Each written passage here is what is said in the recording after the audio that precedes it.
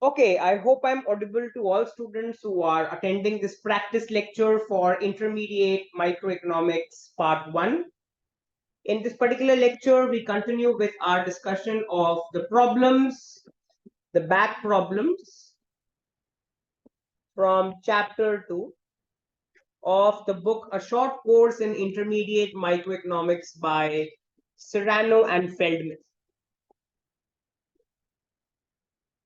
Okay, so let's continue with the back exercises for Chapter 2 of this particular book. Chapter 2 is based on concepts of preferences and utility. Now, students can recall that in the previous lecture, we have discussed problem 1, we have discussed problem 2, and we have also discussed problem 3. Now, in this particular lecture, I start my discussion from problem 4 onwards. So, today's practice lecture, contains solving problems from question 4 onwards. So, the question is asking us to sketch the indifference curves for utility levels 1 and 2 for each of the following utility functions.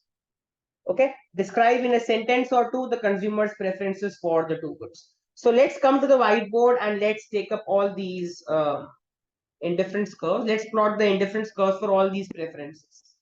So coming to the whiteboard, I'm just writing the main topic for completeness. We are looking at worked out problems. Worked out problems, chapter 2, Serrano and Feldman.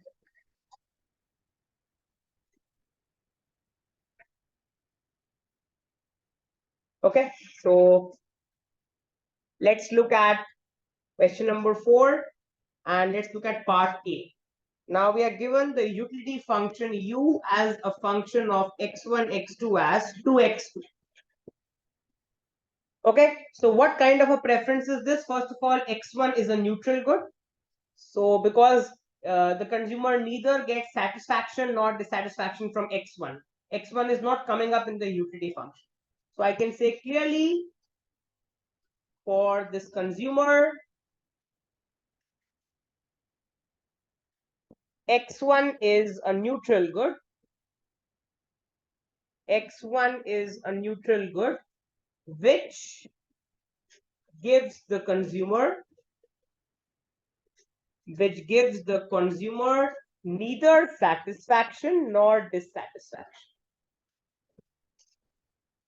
Neither satisfaction nor dissatisfaction. The consumer only likes good x2. The consumer only likes good x2. Now, as far as plotting the indifference curves are concerned, suppose I plot the indifference curve for a utility level of 1. So u of x1, x2 equal to a utility level of 1 implies 2x2 is equal to 1, which implies x2 is equal to half. So I can say, therefore, the indifference curves are horizontal, or I can write like this, the indifference curve is horizontal. The indifference curve is horizontal at x2 equal to half. Diagram, students can see x1 is a neutral here and we have x2 and the indifference curve is horizontal at half. This is my indifference curve for a utility level of 1. Okay, similarly, part 2, if I erase certain portions of, I also need to draw the indifference curve for a utility level of 2. So if I say utility level of 2,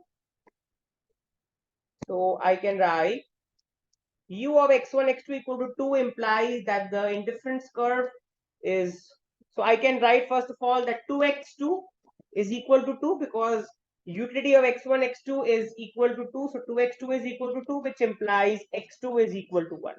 So I can say again that the indifference curve is horizontal at x2 equal to 1. So if I erase this part off, I can draw the diagram.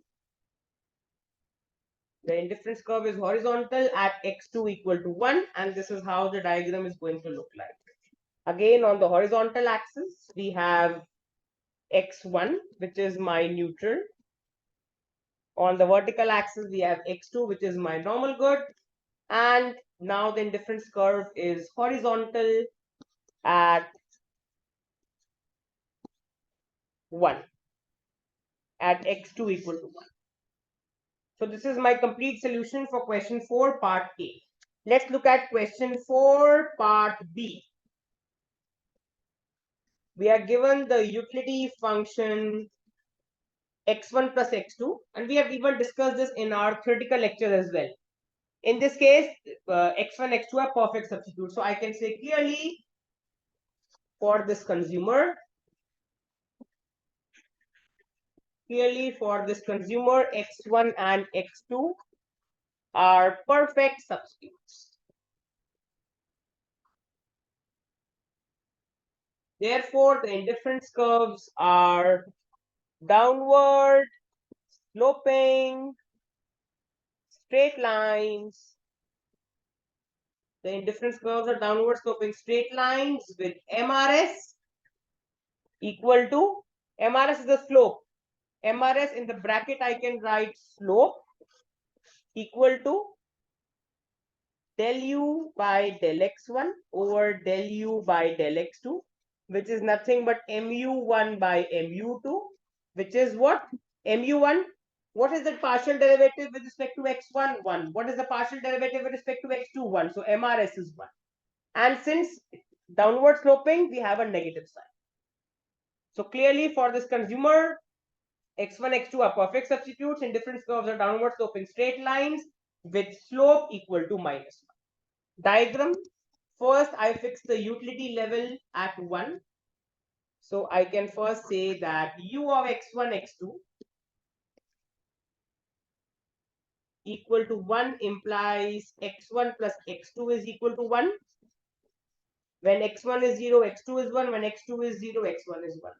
The diagram looks like this. x1, x2, and it passes through 1, 0, 0, comma. On this indifference curve, my utility is equal to 1. And similarly, part 2, if I fix the utility of this consumer equal to 2, it implies x1 plus x2 is equal to 2. So again, if I take values, when x1 is 2, x2 is 0. When x1 is 0, x2 is 2. So my indifference curves are now going to pass through higher values, 2, 0, 0, 2. On this indifference curve, utility is equal. So this is my complete solution for question 4, part B. Let's move forward to question 4, part C. U as a function of x1, x2 is min of x1, 2, x2. Now, from my theoretical lectures on utility functions, recall that the min function denotes perfect complements. So I can say clearly for this consumer, x1 and x2 are perfect complements.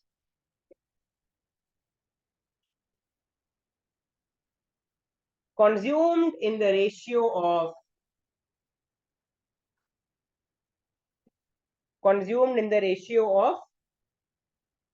I can say 1:2. So consumed in the ratio of 1:2. Okay, so or I can also write that they are consumed in the ratio of 1:2. Let me correct myself here. They are consumed in the ratio of, or I can write it like this. x1 and x2 are perfect complements. If I first calculate the kink, at the kink, in case of perfect complements, x1 is equal to 2x2. Or I can say that x2 is equal to half x1. So I can say that therefore the indifference curves are L-shaped, because in perfect complements they are L-shaped, with the kinks along the ray from the origin, x2 equal to half x1. This is the equation of the ray passing through the origin. Okay, so if I again take values, case 1, when I say that the utility of x1, x2 is equal to 1, it implies that min of x1 comma 2x2 is equal to 1, which implies at the kink x1 is equal to 2x2 is equal to 1, which implies x1 is 1 and x2 is half. So it's going to look like this: x1, x2, x1 is 1, but x2 is half. This is my indifference. And it passes through the ray x2 equals half x1. On this indifference curve, my utility is 1. Similarly, if I take u of x1, x2 equal to 2, it implies min of x1 comma 2x2 is equal to 2, which implies now at the kink x1 is equal to 2, x2 is equal to 2, which implies x1 is 2 and x2 is 1. 2x2 equal to 2 means x2 is 1. So if I again draw a diagram, x1, x2. Now x2 is 2 and x1 is 2 and x2 is 1. So if I draw it in the same picture, basically x2 is 2. Let me use the same picture. Let me not change the picture. Let me use another color. So I can say that using the red color, I can say this is 2. So 1 would mean here. So this will be my indifference curve. The red indifference curve is for utility equal to 2. The kink occurs at 2, 1. The black indifference curve is at utility equal to 1 and the kink here is 1, half. Okay, the black indifference curve represents case 1. The red indifference curve represents case 2. The kink occurs at x2 equals half x1, or I can say x1 equals 2x2. Both are correct. Okay, so I hope that students have understood this. And if you look at the ratio, guys, it means the two goods are perfect complements and they are consumed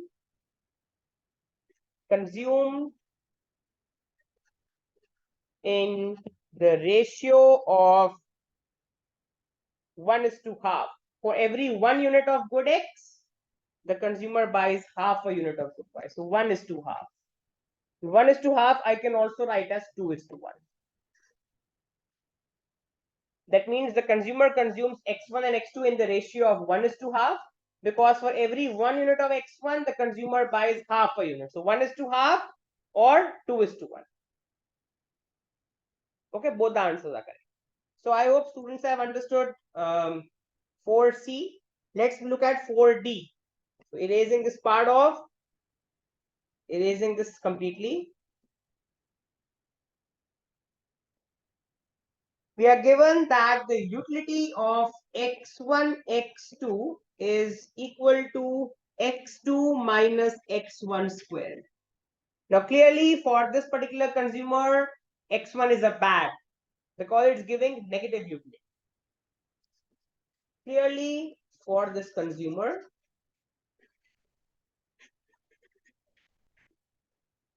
x2 is a good, but x1 is a bad.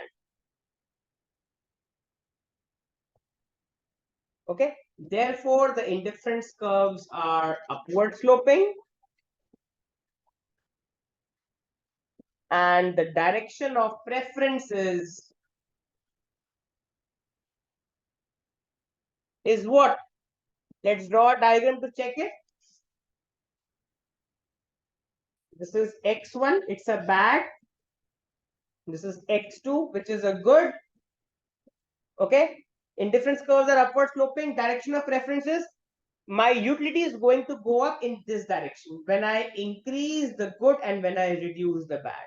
So my indifference curves are convex. Because when I take the average of these two bundles, the average should lie on a higher indifference curve, and higher indifference curves are going up in which direction? North, west. In the northwest direction. This is northwest direction. Okay, so my indifference curves, if I draw them again properly, they are going to look like this.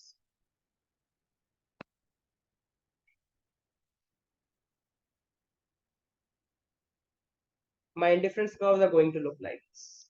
So this will be an indifference curve for, say, utility equal to 1, a rough sketch.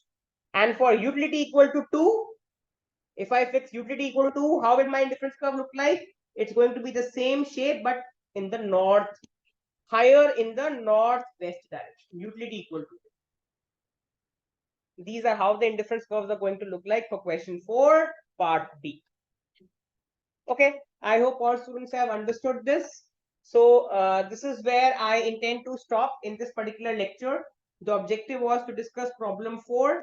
In the next lecture, I'm going to finish off by solving problems 5 and 6.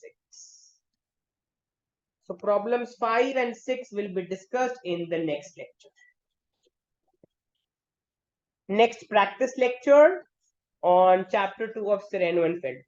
So I hope all students have enjoyed this lecture. Any doubts, you can unmute your mic and ask, or you can call up or get in touch with me on WhatsApp, or you can drop me a mail sharing your doubts at divineschoolofeconomics@gmail.com. This is where I stop in this lecture.